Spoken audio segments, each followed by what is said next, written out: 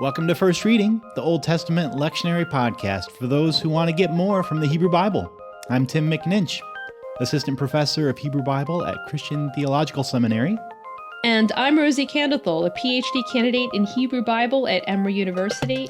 Our eminent and popular co-host, Dr. Rachel Wren, is off this week. So, from among the options in the lectionary for September 11th, 2022, Tim has picked Exodus chapter 32, verses 7 through 14. Now, verse 7 jumps into the middle of the golden calf story. Can you back up a bit to get us up to speed on what's going on here? Of course. So this story comes after a long section in Exodus that begins in chapter 24, where God invites Moses to ascend Mount Sinai and hear the laws of the covenant. This intensive masterclass in Israelite law lasted 40 days and 40 nights, a good biblical time, right? And then chapter 32 begins with a sort of meanwhile back on the ranch sort of shift, right?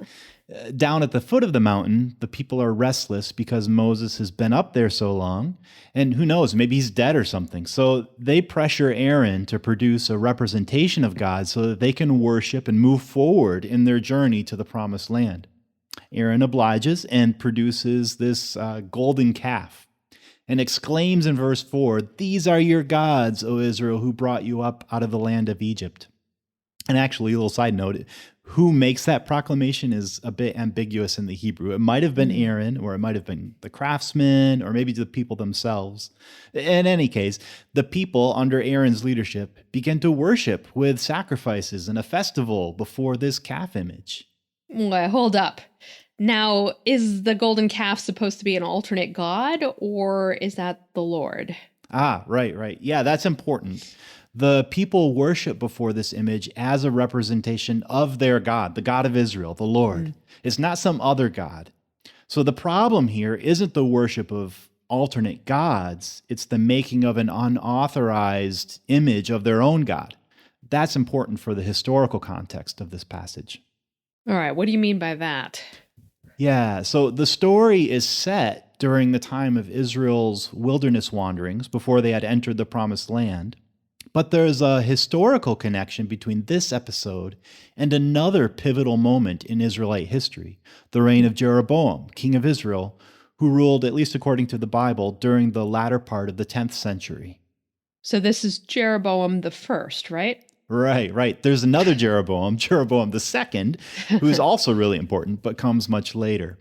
This is the first, the Jeroboam who became king of Israel when, according to 1 Kings, Rehoboam, Solomon's son, lost control of the northern tribes, and they formed their own independent kingdom. So from a Judahite perspective, which is the perspective of the Bible as we have it, Jeroboam I was sort of like Robert E. Lee and Jefferson Davis, who led the American Confederacy when the South seceded. In that way, Jeroboam I is portrayed as a great villain in the biblical text. Oh, that is great. Yeah. Anyway, his connection to all of this comes because when he feared that his people would revert to following Judah and Jerusalem with their worship center at Solomon's temple, Jeroboam I decided to set up alternative worship sites at the edges of his own northern kingdom in the cities of Dan and Bethel. And at those worship sites, he made physical representations of the Lord, Israel's God, in the form of golden bulls or calves. And at their dedication, according to 1 Kings 12, Jeroboam pronounces the exact same words we hear in Exodus 32. "These are your gods, O Israel, who brought you up out of the land of Egypt." So there is a direct literary connection between these two biblical episodes. And the general consensus within modern biblical scholarship is that the Exodus story was actually composed after the story about Jeroboam. In other words, it was written to foreshadow this later deviance that was enacted by Jeroboam. So this story in Exodus may be tied to the political and religious competition between the northern and southern kingdoms during the divided monarchy? It appears that way. I mean, it's a literary way to invalidate the northern kingdom's worship practices by saying that way back, even before our people entered the land, this kind of thing almost led to our entire destruction, if not for the intervention of Moses. Ah, okay. So that historical and literary context is really helpful because it's really easy to slip into reading these stories as just a straightforward narration of history. But it's helpful to be reminded now and then that these stories weren't written in a vacuum.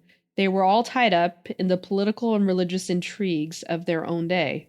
Yes, exactly. And I would hasten to add that this kind of exploration into the ancient purposes or even propagandistic origins of these texts Huh. doesn't detract from their potential for meaningful modern interpretations. If anything, it highlights how potent these stories are and how they dig into real-world theological challenges. All right, all right. So let's get into some of that. Now, you've laid a lot of the groundwork for us, but we need to look at the actual lectionary text, right? Right. So the first reading this week picks up when God becomes aware that all this golden calf stuff is going on down at the foot of the mountain. And God tells Moses to step aside so that God can obliterate these devious Israelites and start fresh with Moses as the new patriarch of a new chosen people. What an idea. That's pretty tempting. Yeah, right. But Moses humbly refuses that offer and basically tells God to calm down and assess the situation. What are the Egyptians going to think if you wipe out the people? So appealing to God's ego, right? I mean, that's going to work. Right. Yeah. I mean, at least that's how it's presented here. Yeah. And Moses also tosses in the promises that God had made to Abraham, Isaac, and Jacob to make a lasting people out of them. And God agrees to this. God backs off and decides not to obliterate the people. Nice work, Moses. What a moment. Now, the NRSV says in verse 14, quote, "The Lord changed his mind about the disaster that he planned to bring on his people," close quote. Now, that seems like a pretty big deal. I've heard a lot that God never changes, but this seems like a full 180.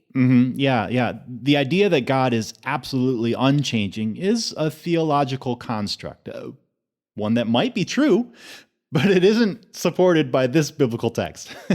Right. The two relevant Hebrew words here are shuv and nicham. Moses uses the imperative or command form of both of these words in verse 12.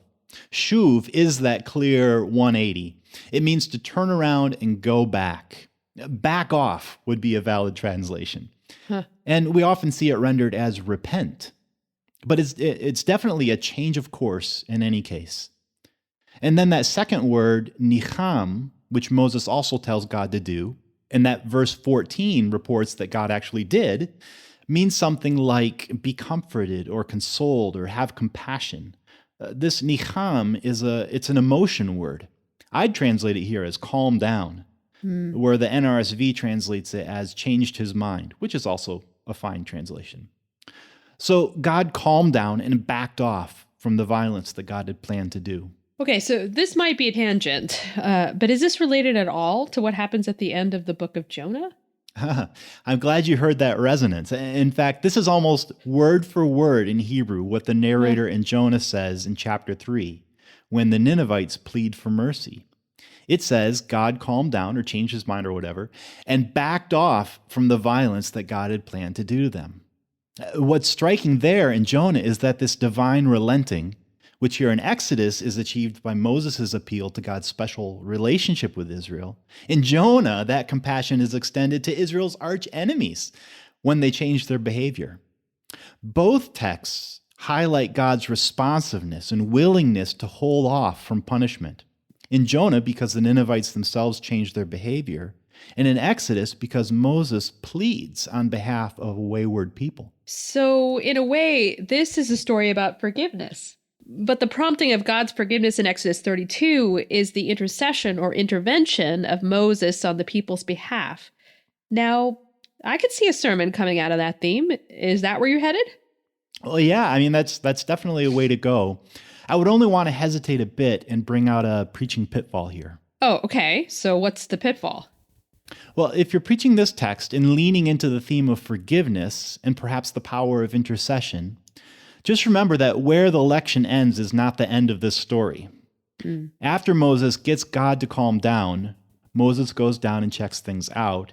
And to make a long and gruesome story short, Moses instigates a disciplinary slaughter of like 3,000 random Israelites.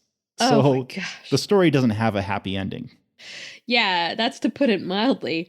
Really, this is one of the most challenging stories of violence in the Bible. Yeah, I mean, there's the end of Esther, Yeah. too, Right. It was good. which is a passage that's very near and dear to your heart, I know. Yes. Okay, in any case, this story is not about forgiveness in the classical sense. It's more about the threat of complete divine abandonment being averted and about a remnant being preserved to fulfill God's long-standing promises to the ancestors.